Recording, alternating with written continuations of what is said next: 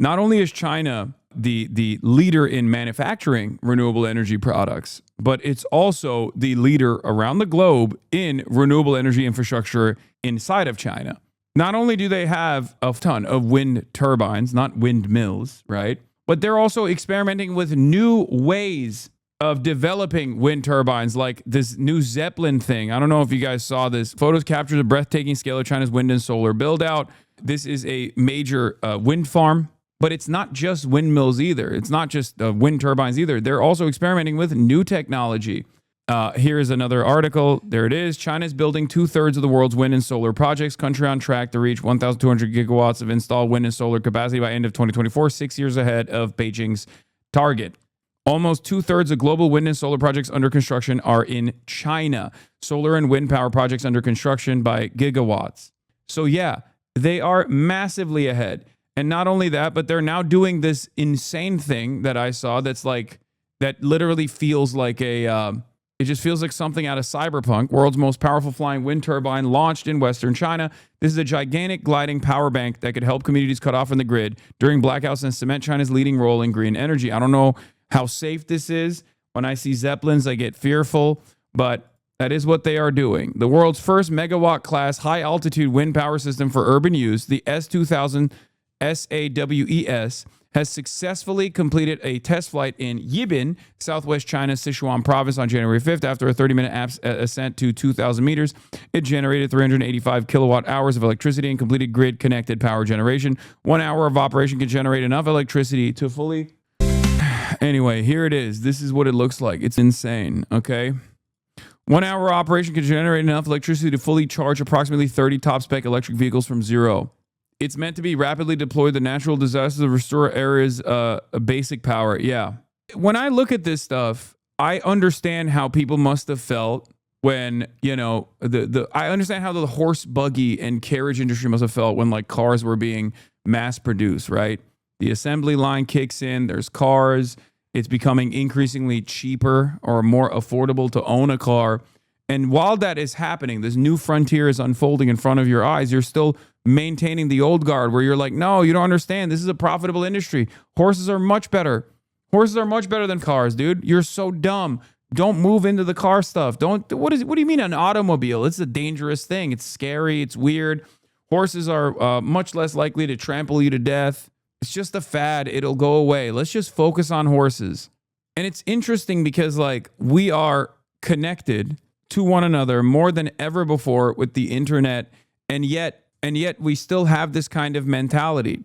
I don't understand it. Like, there's no excuse for it, you know? There is no excuse for it because we know exactly what it looks like. We know that it's better. And in the age of the internet, when you see this kind of idiotic sentiment being expressed by world leaders that are effectively telling everyone, you know, shut the fuck up, close your eyes, plug your ears, don't listen to reason, don't look over there, just focus on what we have right now over and over again. It just, you know, it's very, very frustrating. And yet the market doesn't react in the way that it's supposed to because there is no rhyme or reason for how the market operates. Here is Howard Butlick saying the quiet part out loud once again. It is completely different than the WEF. I viewed the WEF as not a flag. I didn't even realize he had such a major lisp, by the way. Pole in the middle. But from licking Trump's butt so hard, his tongue can't even produce the S sounds any longer. In fact, they are the flag. Whichever way the wind blew, so it blew. You should have solar. You should have wind. Why are you going to do solar and wind? Why would Europe agree to be net zero in 2030 when they don't make a battery? They don't make a battery. So if they go 2030, they are deciding to be subservient to China, who makes the batteries. Why would you do that? Why would the United States of America, which has oil and natural gas, try to convert to all electricity? China does not have oil and natural gas. Electricity and electric... Oh, he was saying WEF, World Economic Forum. I thought he was saying the West. Cars make perfect sense to them. That is practical and logical. Yeah, that's it. But look at Davos. Why are you going to do solar and wind? Why would Europe agree to be net zero in 2030 when they don't make a battery? They don't make a battery. So if they go 2030, they're deciding to be subservient to China. Now, it's really funny to see like the reaction from the panelists, just looking at him with tremendous dismay, looking at him horrified, disgusted. And the irony here, of course, is they're saying you should be servile to us, not China. Okay? And it goes back to the same principle that I've been talking about over and over again. America literally keeps repeating, it's either my way or the highway. We're not going to manufacture products that you want. We are going to create a protection racket like NATO, and we're going to sell you all these weapons, and we're going to demand that you take an increasingly larger percentage of your GDP and refund it.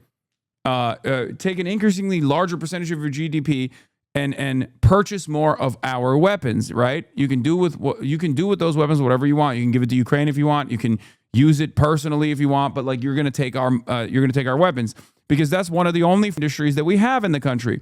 Another industry that we have in the country is the automotive industry. Right? We make automobiles, but the problem is, we're not making automobiles for the European market. We're not making automobiles for any other country other than the United States of America.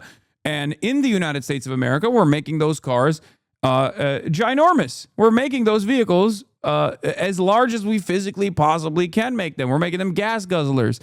And these are cars that are so large, both by engine size, both by, just like size-wise, they're just too big for the European roads, that like Europeans can't even purchase these cars and use them on their streets.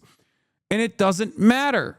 We're forcing that on you. If Donald Trump's major goal here is to fix the trade deficit, right, and improve the American automobile manufacturing, there's two ways out of it. You can either make cost-effective, competitive products that people actually want to purchase in the same way that China has done, or you are by force purchasing these vehicles. I don't give a shit what you do with the fleets. I don't give a shit if you actually sell it on your roads or not. You just need to buy it from us, right?